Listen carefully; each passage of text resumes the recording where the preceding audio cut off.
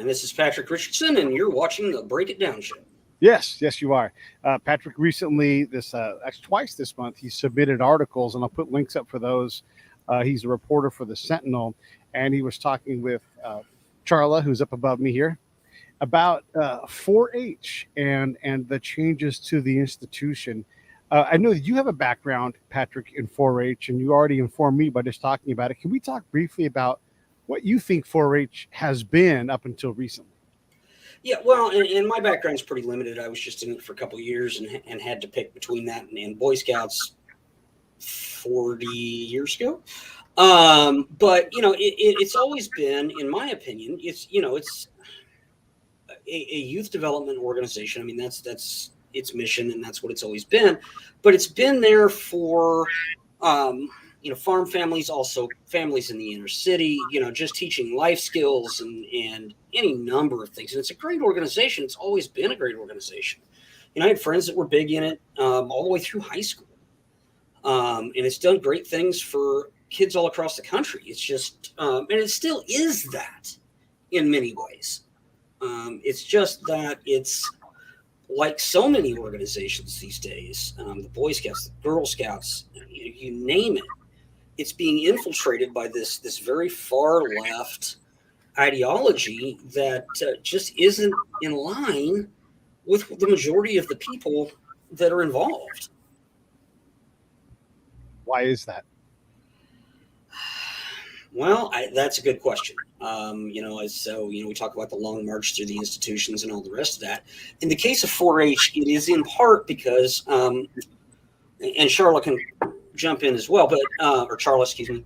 But it is in part because people think that 4-H is a local organization, and it's not.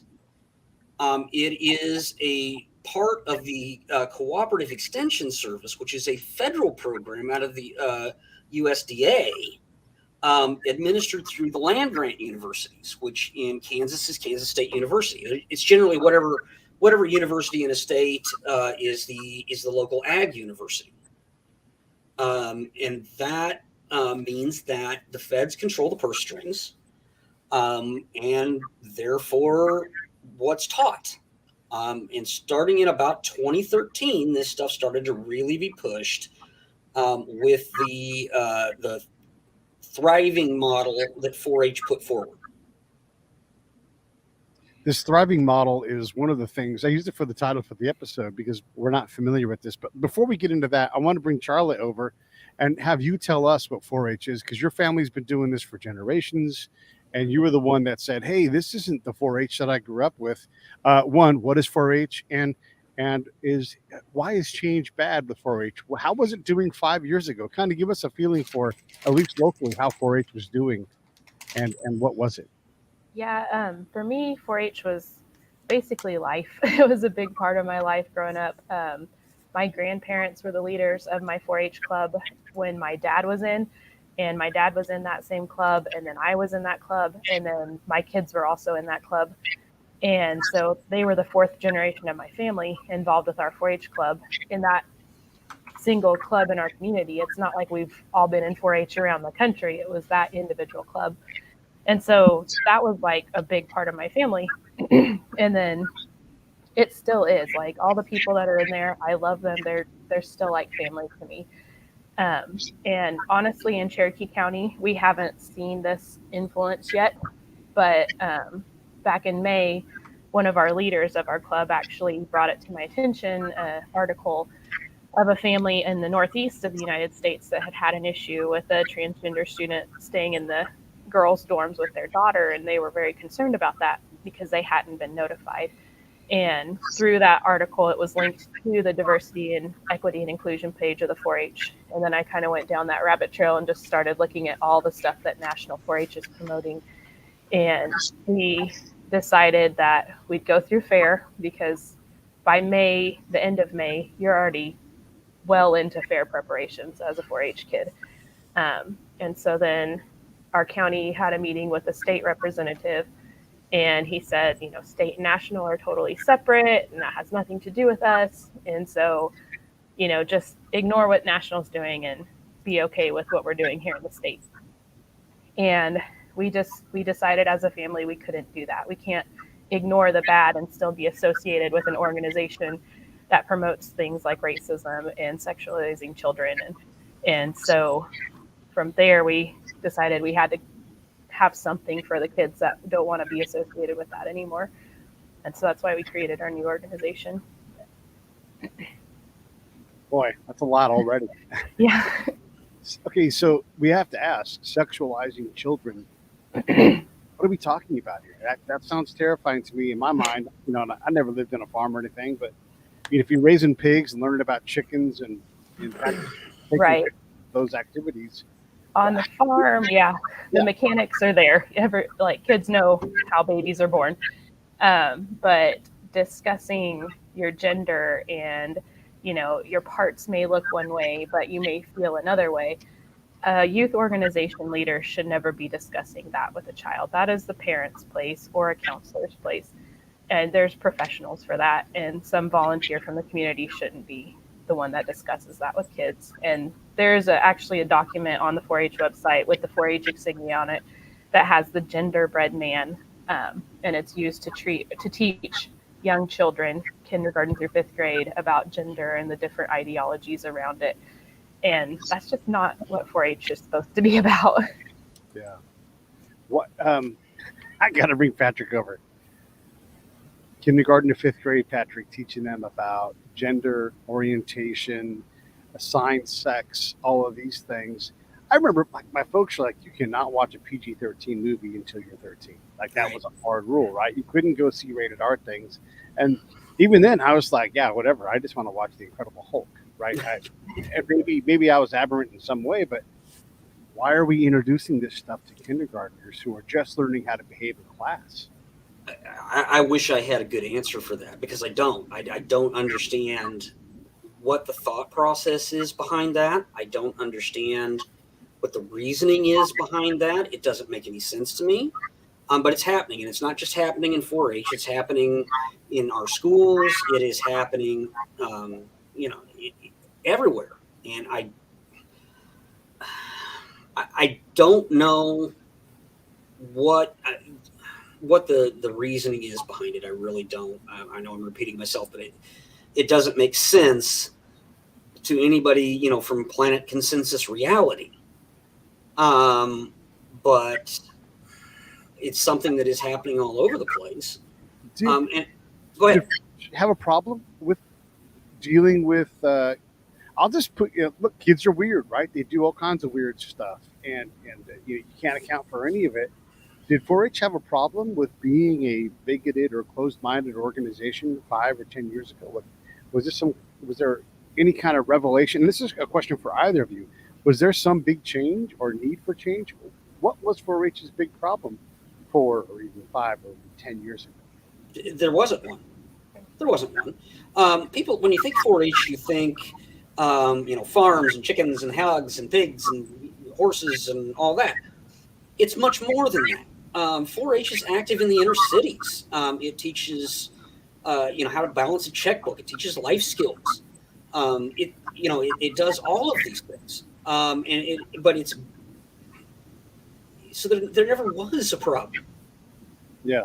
Except if you buy into critical race theory, critical pedagogy, DEI, if you buy into all of that, then every organization has a problem, and that's where this is coming from.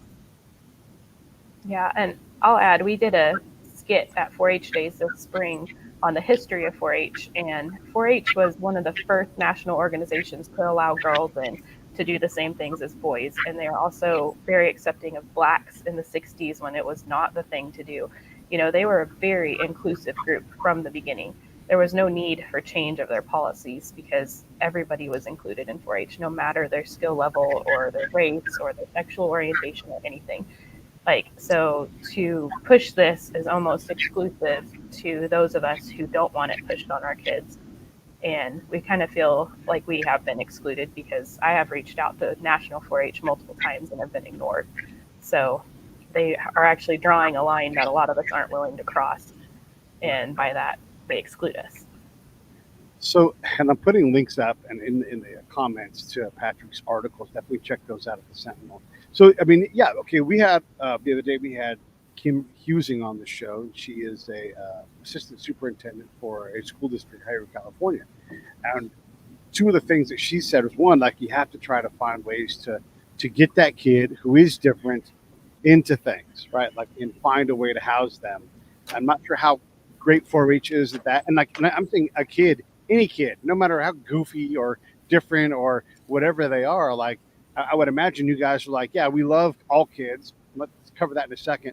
But also the other thing she said was is if parents don't like what's going on, you go in and you get involved at the basic level. How do I get in the classroom and volunteer? How do I have a conversation with the teacher? If those things don't work, you elevate it to the principal, the superintendent on up. Um, how has your quest been to address these problems? And then let's also go back to how do you include kids who don't feel normal in a normal setting?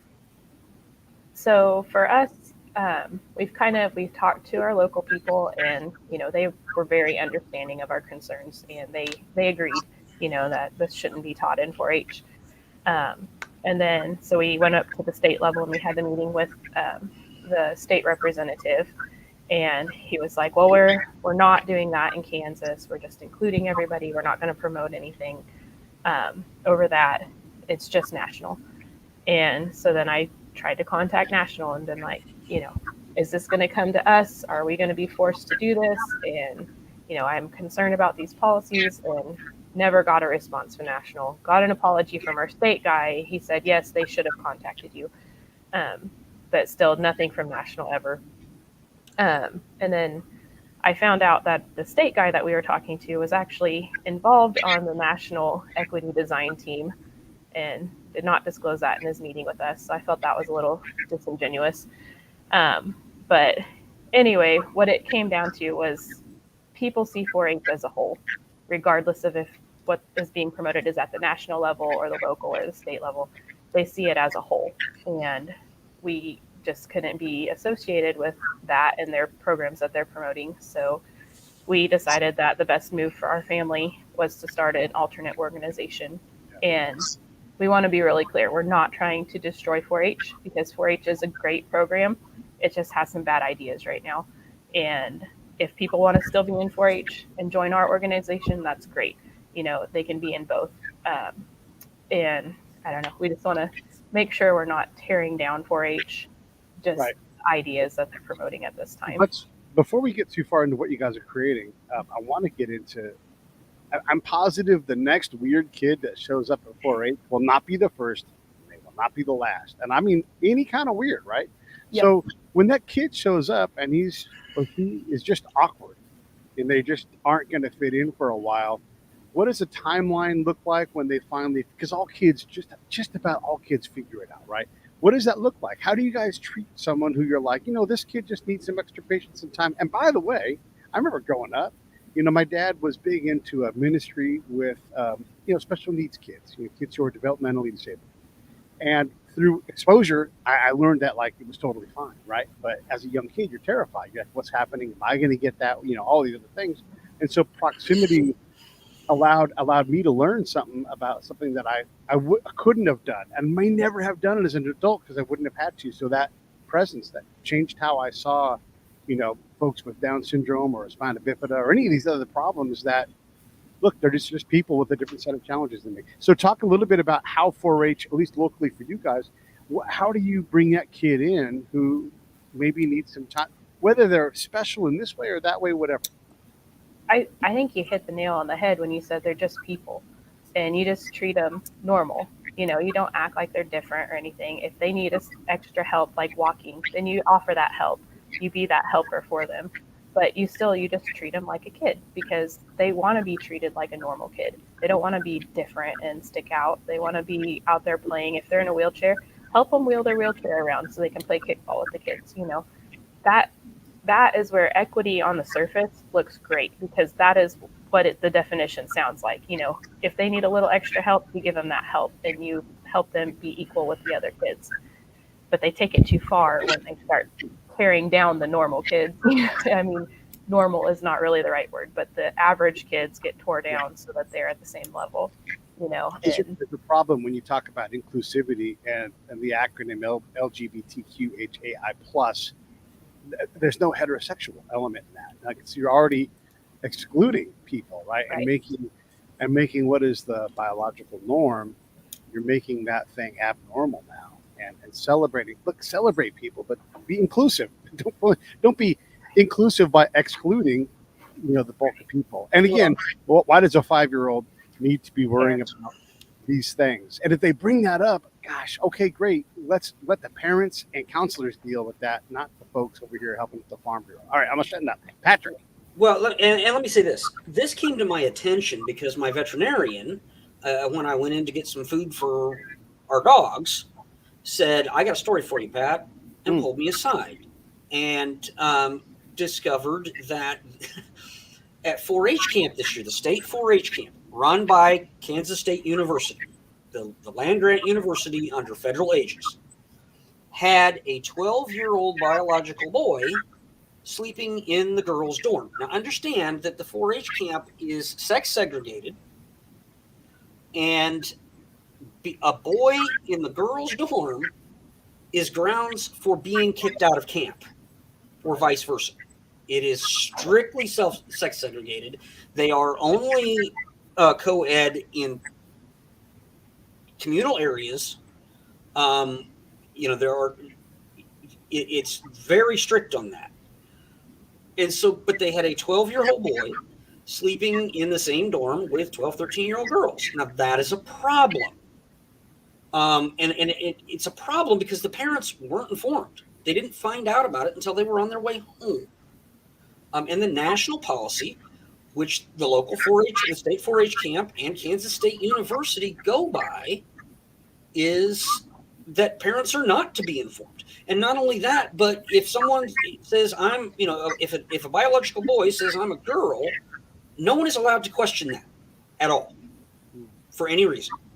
You just accept it and move on. I understand why that's a problem for some people. I understand why that's a problem for a lot of people. And the state guy, Dr. Greg Hadley, was a little liberal with the truth, I think, because I have some emails from him. And when he says, well, this stuff isn't happening in Kansas, well, he knows it was happening in Kansas because I've got emails from him to the state or to the national organization that say, from the national organization says, we're happy to meet with these folks and they should have been contacted back. However, their concerns and ours are not going to align. Flat out. So the national organization has made it explicitly clear that they don't care what the people at the local level think. I will clarify, the camp is not a 4-H camp anymore. It is a publicly owned camp that they send 4-Hers to. That's how they word it and how they have got around that lately in our meetings that I've been having. They're like, well, it's not a 4-H camp, so we can't control that. But it's the camp that the 4-Hers go to. But I mean, someone's in control of it, right? If you're going to have kids there as a parent, and let's understand this. People that are intersex, right?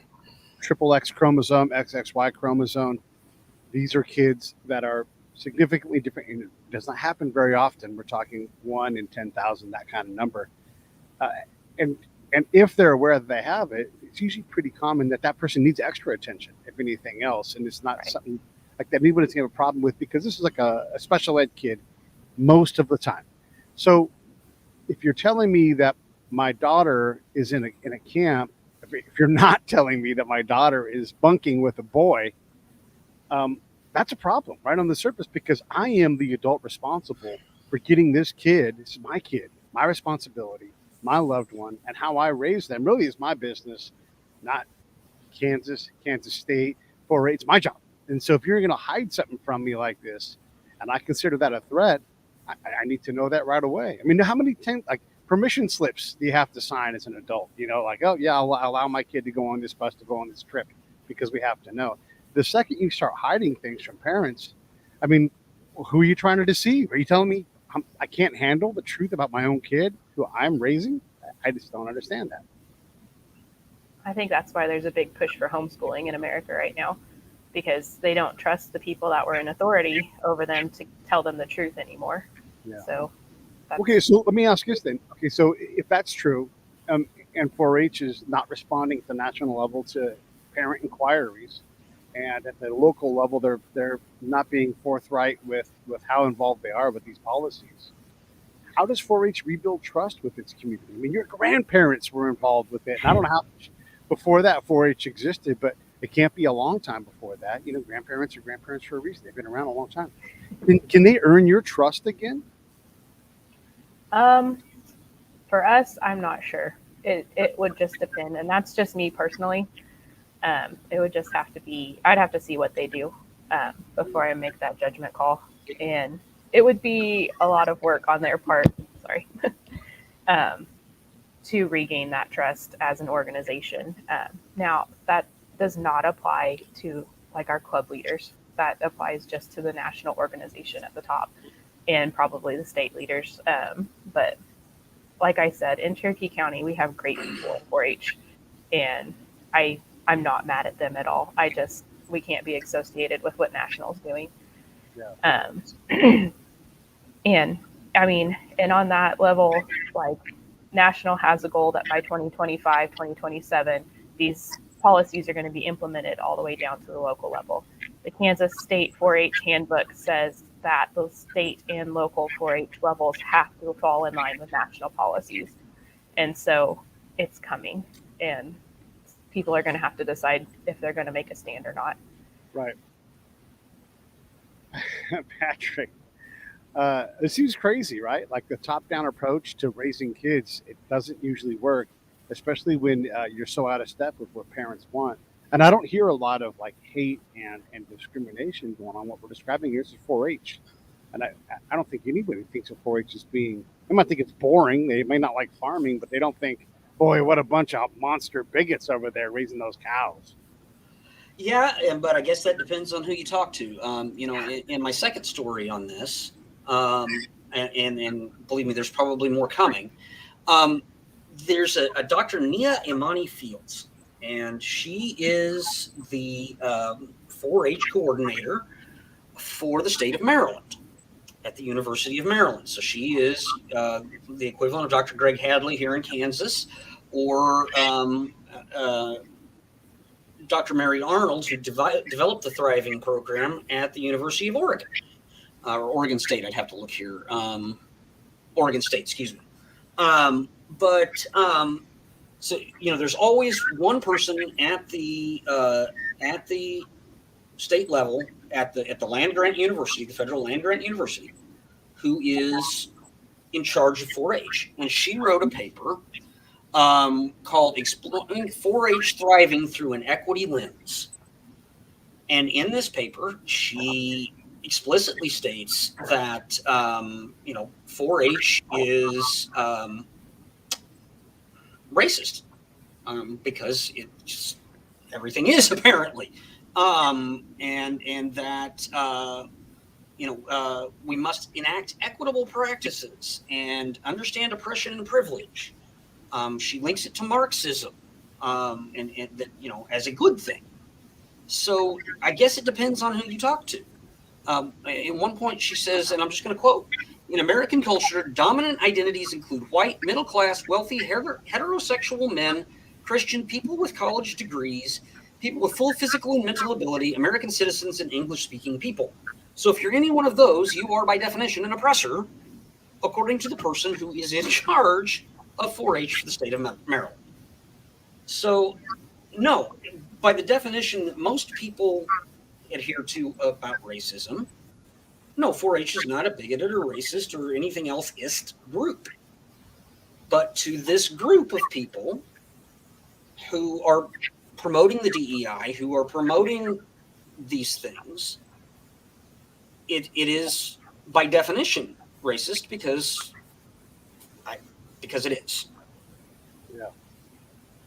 Well, okay. I mean, this whole thing is it's hard to take seriously. And I don't mean to disparage what you guys are saying, but when people say things like that, you can't say something bigoted and intolerant and then talk about how tolerant and non-bigoted you are. I mean, it's two-faced. And when you name things like the Thriving Program, well, who measures that? I mean, look, I love the left because they're like, hey, who's going to be accountable to you? Who are you going to be accountable to? Refineries, who are you going to answer to? So we can make sure you're doing that, and that's great. But Thriving Program, I mean, that's why I asked all the questions earlier. Like, is 4-H not thriving? Are these kids exiting 4-H program and like, we hate everybody, we've been indoctrinated? And I just don't believe that that's true. And so you have these goofy things: diversity, equity, inclusion. You've taught me now, not you, but I've been taught by experience that it's all the opposite. Like, we're going to handle inflation. Oh, so you mean you're going to make it worse? Whatever it is, you just take the flip side because you're just naming things and then just throwing things at the wall. I don't know what 4-H's problems were before this. I imagine enrollment might have been one of them, maybe an aging leadership that, they're having trouble getting young people, like common things for older groups to deal with, right? How do we reinvigorate? But I can't imagine that this is the main thing, especially when it's potentially so filled with hate. I don't. Well, and Charla can probably speak to that more than I can, but I don't, of organizations like Boy Scouts, Girl Scouts, those types of things, I don't believe 4-H has had a membership problem. Because it's so ingrained in it, particularly in rural communities. Yeah. I just don't. I mean, maybe membership is down some because the number of farm families are down. Right. But at the same time, it's a very robust program that has continued to be robust. So this is academics being academics, I guess. And looking for, I guess if your job is to find problems, you're going to find problems. Yeah, especially if you're paid to do things like diversity, equity, and inclusion. So this doctor from Maryland, does she know a way around a cow? Could she survive for 5 minutes outside of the classroom on a farm? I don't know, but I suspect probably not. Well, you're a good reporter, right? You've done this your whole life. This is your profession. And I'm sure you've reached out to both sides to get their opinion. You've got Charla here, courageous lady, starting her own organization. We're going to talk about that in this next part of the show. But what about the other folks who have this stuff, who are making these changes? God bless, go make the 4-H better, or whatever it is better. Are they standing up and saying, yes, I'm glad to explain to you what's going on? I'll be honest. No. Oh. And we have not, I have sent a couple of emails. I didn't get return receipts. I always send things I'm going to return in a red receipt. I didn't even get return receipts. So I have no idea where the national organization is on this. If they think that there's anything at all, I don't know, because they're not talking. The emails that I have that Dr. Hadley sent, the national organization is saying, well, that we're just not going to agree on this. So when Dr. Hadley is doing this work and she's talking about Marxism, I mean, that would be Dr. Fields. Oh, sorry, my bad. Okay, Dr. Fields. We're not a Marxist society, right? We may have elements of that, but to bring that stuff in openly, that for sure causes consternation between people who are like, hey, we don't want that. We don't like any ism. And we know that Marxism is a really challenging thing to put in at scale, especially when the organization at High won't talk to anybody who actually has to go do the work, right? Like, and guiding a parent on what to do when some kid says, I'm a girl today, I want to sleep next to Cindy because I want to sleep next to her. Like, what are you going to do as a parent? You're like, I don't know what to do with that. Yeah, and having been a teenage boy back in the dawn of time, if that had been I can't imagine there aren't teenage boys out there going, aha, right. Because that's kind of the way teenage boys are. So, I just don't know. I am the more I dig into this stuff, and I find it in schools, I find it in government, every time I turn around, I find this stuff again and again and again in all kinds of places. I'm just flabbergasted because none of it makes any sense. Yeah. None of it makes any sense. There's no common sense here. And, I had a conversation with a teacher friend who was like, I take, kids to DC, and how do I, next time I do this, how do I handle when the teenage boy says, well, I'm really a girl and I want to sleep in the same room as the girls? How do I deal with this? And it's like, I don't know, because we're stuck. And then what happens when you're a parent, your daughter is sexually assaulted by a dude who's been allowed to be in there by a teacher who's protected by a policy? Like, you're going to hammer that school district. You're like, hey, cough up the millions because you've damaged forever my kid, right? Right. When we know a policy of boys on this side, girls on that side isn't perfect, but it's at least a manageable thing. It's like, we've categorized you guys so we can hopefully reduce the chaos. Because Pete and Pat, when we're 12, are like, I want to see boobies, and Exactly. we're driven to do it. And a simple closed door is going to stop us most of the time, right? Right. But we're starting so young with these kids. I don't know that kids need to work on their sexuality. Look, most kids don't have any real awareness of their sexuality until later dates, and then even then you get injected. Your body releases all of these hormones, and so you're basically clinically insane from the age like 10 to 15. 25, really. I mean, your brain doesn't finish developing until you're like 25. I mean, which isn't to say they aren't kids that are challenging on the sexual end of things, but they're not the norm, right? No, and that should be a by exception policy. And I don't know what you do with that kid. And by the way, if a kid who's young and they're sexually aware and everything, they're probably being abused. Yeah, absolutely. Man, this is challenging. So, Charla, we were talking for a long time. Do you want to fill in any gaps in anything we just said about? If not, I want to talk about the heritage youth of America. Yeah, I mean, you guys kind of explained it pretty well. You shouldn't be discussing that with a kid unless you're their parents or their counselor. So, Don't you guys have a lot to cover? I mean, whatever you're doing, any kind of animal husbandry or farm management or anything around what 4-H does, that seems like that would take a lot of your time up just to do that. It's a good mentor. Yeah, there is plenty in 4-H that doesn't involve, sexuality or even race or anything like that. I mean, unless you're talking about breeds of cattle or breeds of hogs, you're going to describe colors there, but you really don't need to be dividing humans up by that. We're all human. So yeah, we are all human. So one of the great things about America is that you can be like, hey, I don't like that. I'm going to start my own thing. And the Heritage Youth of America is what you guys have created. Is this, and I know we're not going after 4-H here. You guys are just created an alternate where you're like, hey, we're just going to focus on these traditional 4-H values, and we're not going to worry about your kid's sexuality or anything else. We're just going to work on these things, which sounds wonderful to me. What I know what led to this was the frustration and the discursive communication or lack of any communication from 4-H National. But it's a lot of work taking on something like this and getting members in and that kind of thing. Yeah, it is definitely a lot of work. What really bolstered our, enthusiasm to go nationally is as soon as Pat's article came out, we got contacts from Florida and Iowa and Washington State of parents who feel the same way that we do. They're really frustrated with how 4-H is handling them and not communicating with them.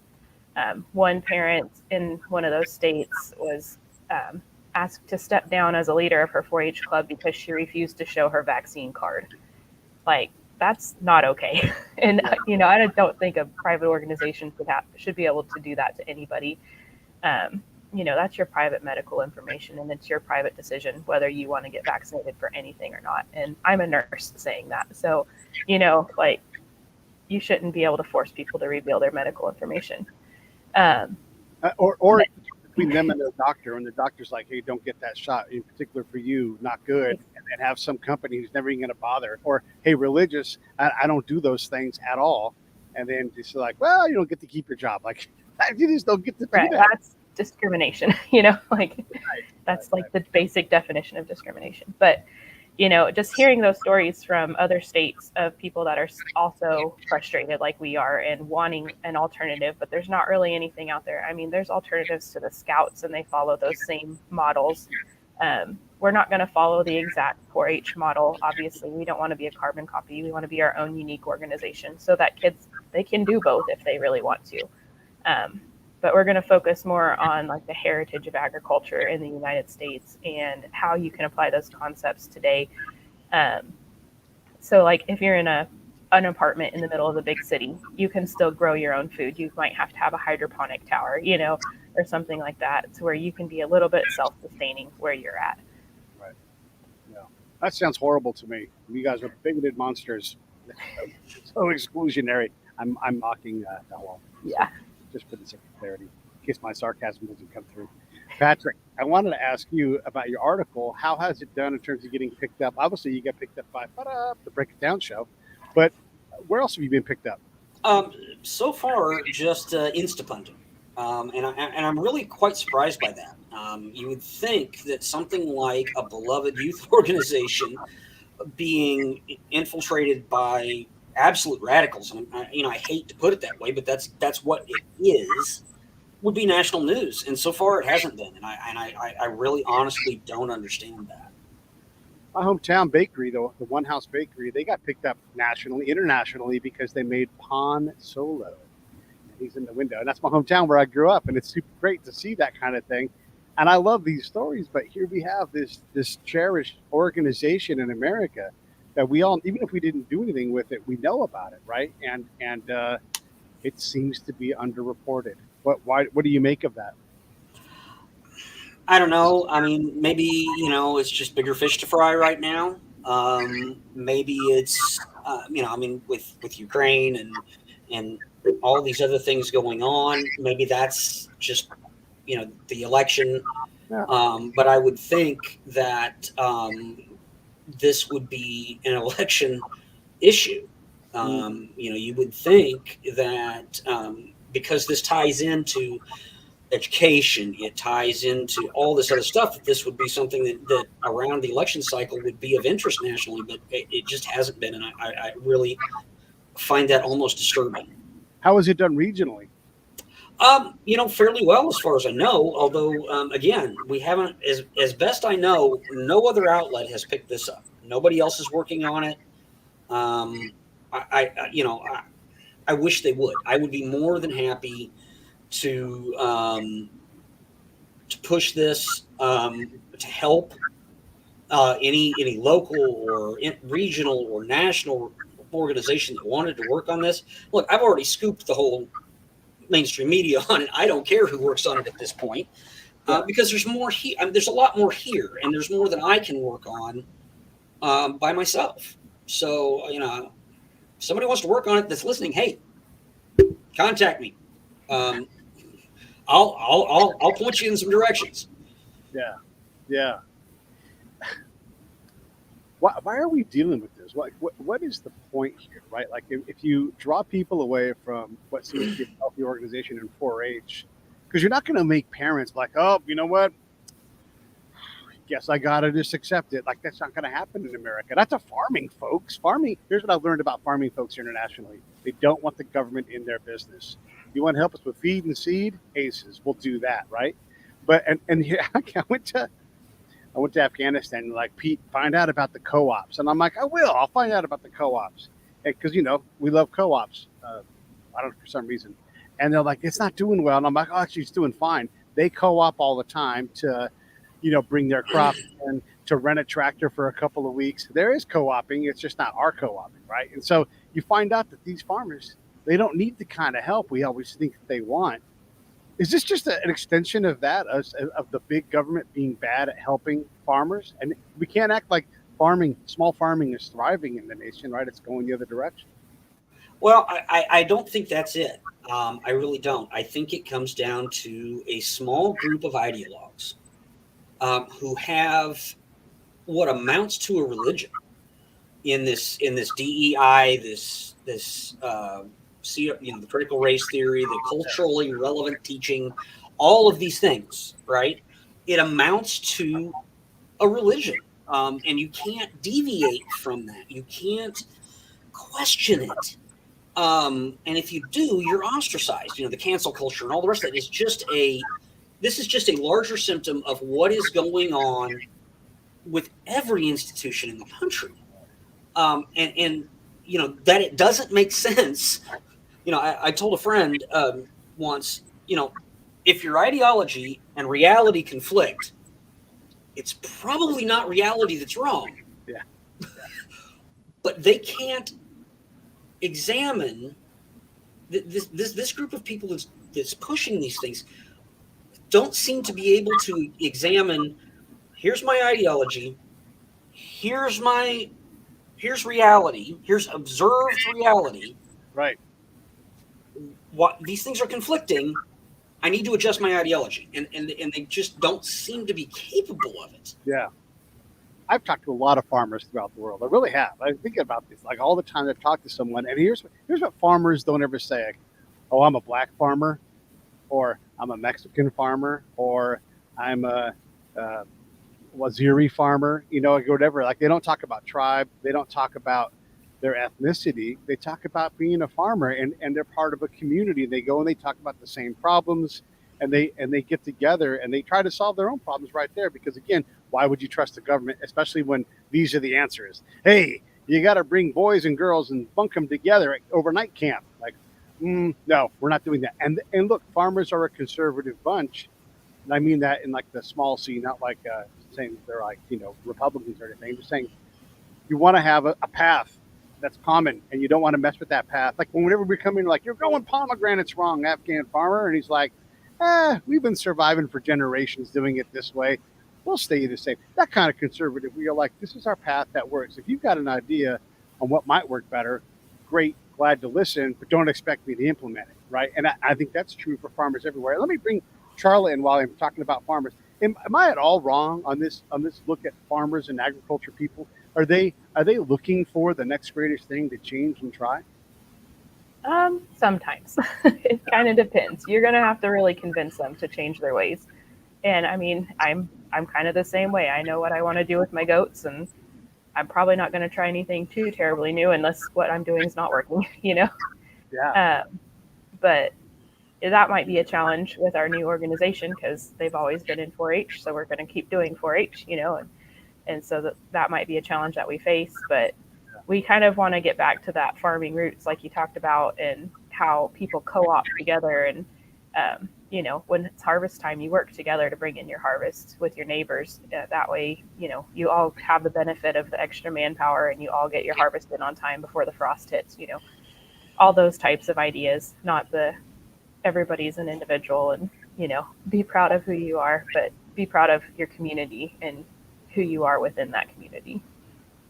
And again, like through my experience in talking to all of these farmers, and then us, and I'm super rough on our ag teams that have gone abroad. They look at things, and it's like, these are backwards farmers. Here's an example. Hey Pete, find out why the farmers aren't growing their grapes on a trellis like we showed them. We all know that brings in a better yield. And so I'm like, okay, I'll go find that out. And so I'm talking to the farmers, and they're like, hey, listen, this is the deal. We know it'll grow bigger grapes and bring in bigger yield. That's not as cool as being alive. When we do stuff that you guys tell us and it looks like American influence, they come hassle us. And so I'll stick to not being hassled and dealing with these people because you can't do anything for me there, right? And so even if they know, and they're not stupid, I swear to God, this story's true. There was an ag team in Afghanistan, and they were trying to improve the lot of pomegranate farmers. And I said to the guy, what is the market chain from that farm to someone somewhere eating a pomegranate? I don't know. Well, then why are you fucking with me? Like, if anything, just get out of the way. Like, hey, farmers, what do you need us to do? How about fuck off? If you can't fuck off, here, help us here. Feed, seed, right? But don't tell me how to raise my kid. Don't tell me how to raise the other kids in my community. If there's a problem with that, I promise another farmer is going to come up to me like, hey, Dick, knock it off. I have to leave my kid alone. and it can be handled. Not that farming's perfect, not that the communities are perfect, but the ag world, you guys are going to handle a lot of your stuff in house because there's an expectation of how you're going to act. Some academic in an ivory tower, I know it blows them away, but they haven't got the first clue as to what to do about these kind of things. I got a little Right. sorry. I don't want some stranger raising my kid for me, like I totally get what you're saying. And especially if you're 5-year-old, you're like, hey, especially if they think your 5-year-old needs to announce what their gender and orientation is, Right. Yeah. My 5-year-old likes cats. She'd probably be a cat, like, and that would be acceptable today. But and my granddaughter, look, one of my granddaughters, when she was all of 4 or 5, kept going around telling everybody she was a boy, and was very incensed when no, River, you're a girl. She doesn't now. She's 11, and she doesn't go around saying, "Oh, hey, I'm a boy." Kids are kids. Yeah, they say weird things. They get odd ideas in their heads. And farmers, just to say this, farmers, I don't care what country it is, they're not sitting around thinking about this DEI. They're talking about the weather, crop prices, seed prices. That's what they're talking about. That's what their concerns are, not all of this nonsense. This is why one of the reasons when we talked about 4-H, I've got so much experience internationally with farmers, right? And again, us being so bad at it. And when I say us, I mean the national level us. They show up places. They had these things called, it doesn't matter what they're called. They're called collection centers. And here's what the collection center was for. You as a farmer would bring a couple crates of your goods out and put it on display. And then the other farmers or the market would come to there and be like, wow, you grow the best pomegranates. You're going to make so much more money, right? And that was the thought. This thing is a 15 by 10 lean-to metal shed, right? Nothing anybody wants to stand in all day. It's dangerous to drive around with stuff. And, it's just a bad idea.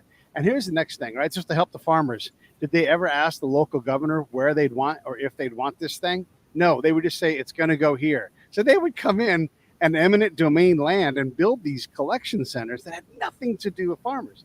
I'm telling you this story because this is exactly what, the national folks do for farming, right? They bring in these solutions that have nothing to do with the reality on the ground, whether it's, this ag. And there's sometimes when the Department of Ag is smart and they get involved in things, their reach is quite broad. Like, all of the meat that's going to be printed in warehouses, that's part of their domain. But raising kids, how are they going to get that right at the national level, whether it's the government or, the senior 4-H people?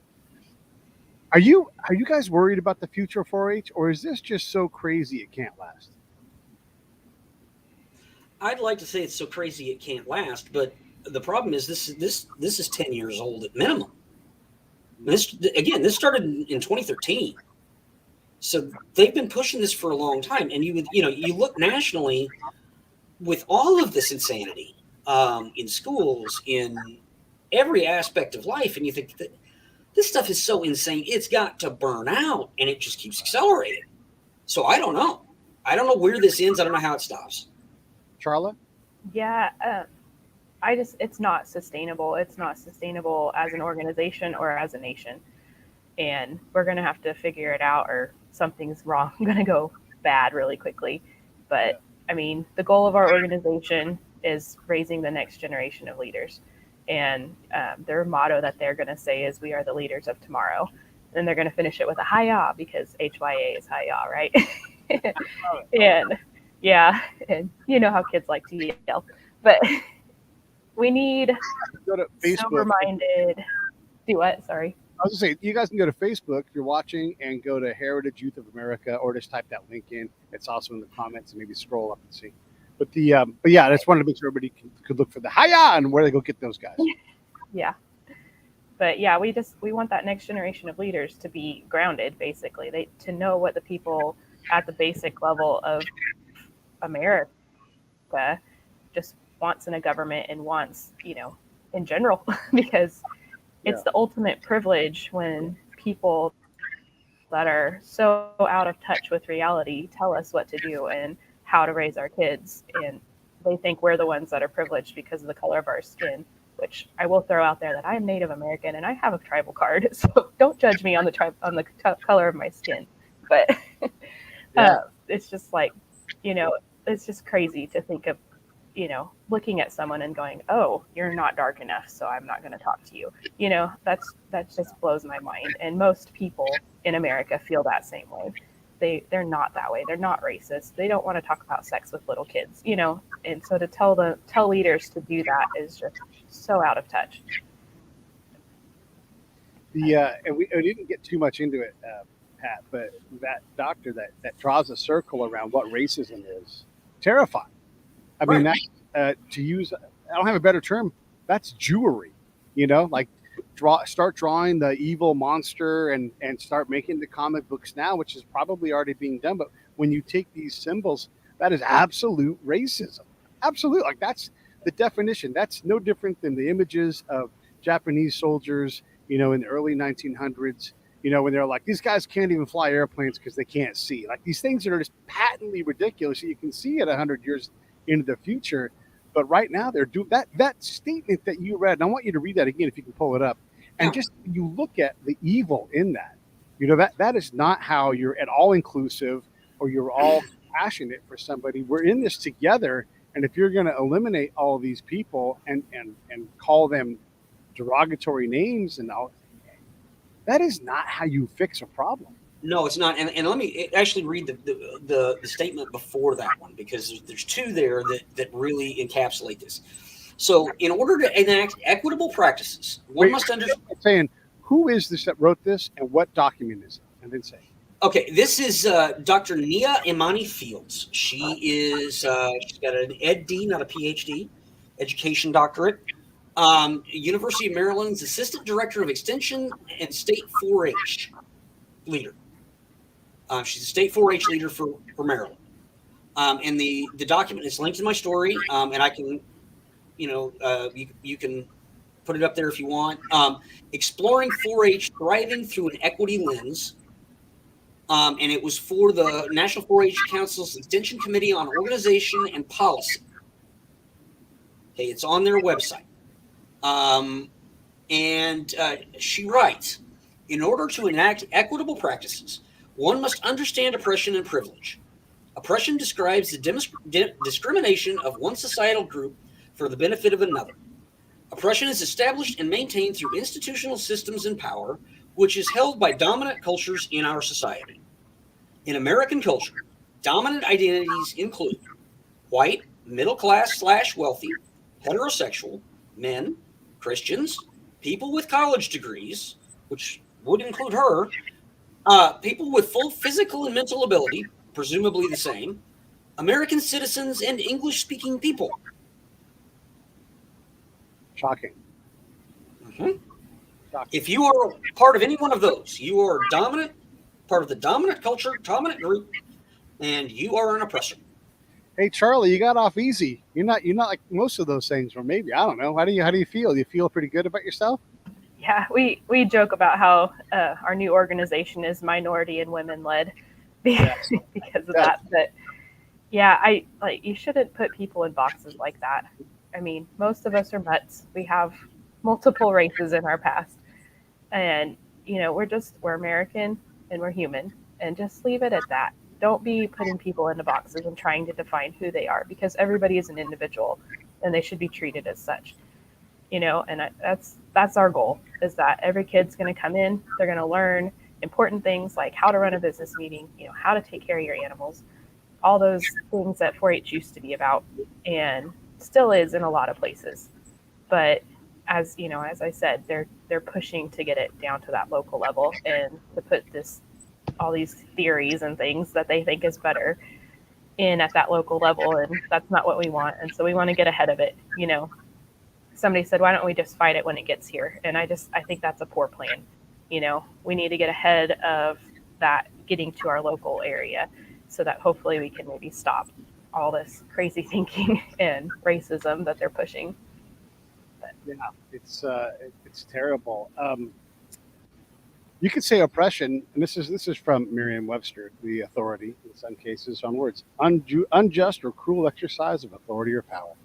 Is that what's describing 4-H? Probably at the national level. I mean, Oh, you mean now today? Oh. Exactly. But does that describe the 4-H you grew up with? This decades-long organization of raising kids who apparently are not coming out. I mean, this is not a factory for monsters. right. I mean, it wasn't. It never was when I was growing up. And I honestly was not aware of all this until May of this year. So they're doing a good job of not making it public and letting people know what their plans are, even though they are obviously instituting those plans and getting them in at the state level already and going towards the local level. So yeah, and I don't know who decided that 4-H needed to be run top down, but I promise that's not how you guys in the ag world think about this. And again, this is a Merriam-Webster, something that oppresses, especially being unjust or excessive exercise of power, right? I mean, that is literally the definition of oppression. There's more than one, but the ones that apply, here it is. You guys are being, I'm oppressed. You guys are like, fine, we're just going to go make the Heritage Youth of America Hiya! Happen. Yeah. Yeah, basically. We decided that we wanted an organization that focuses on the local level, and we even have that in our constitution and bylaws, that the local camps, which we're calling our clubs or chapters or whatever you want to call them, we're calling them camps. The local camp will be the focus of activity in the organization. And the board of directors is going to oversee things, but we're not going to be handing down policies and telling them how to do it, because in Washington, they're going to have to do something different than what they do in Florida, because the climate is totally different. Harvest times are totally different. You know, we set them up January to December, and that's how our year's going to run, because that's what the calendar does. Not because, I mean, in Florida, they're harvesting oranges in January, and in Washington, it's cold and rainy, and here it's below zero, you know? Like, you can't generalize agriculture in America.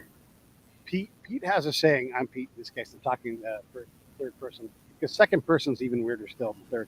But I have a saying where I say, you cannot presume to improve the condition of something that you refuse to understand the condition of. You know, and that's what they're doing here. It's like we're going to make 4-H better, more something, and they don't even know what 4-H is. And look, I'll reach out to this PhD or this ed doctor lady at Maryland, and I'll invite her on the show. Maybe she'll come on, and maybe Pat and I will talk to her, and we'll get a different response if she's got the guts to respond, right? But she'll get an email from me for sure, and then we can talk and see just what is the idea, what the plan is to her, and challenge her on her beliefs on oppression. Anything in closing for you, Charla?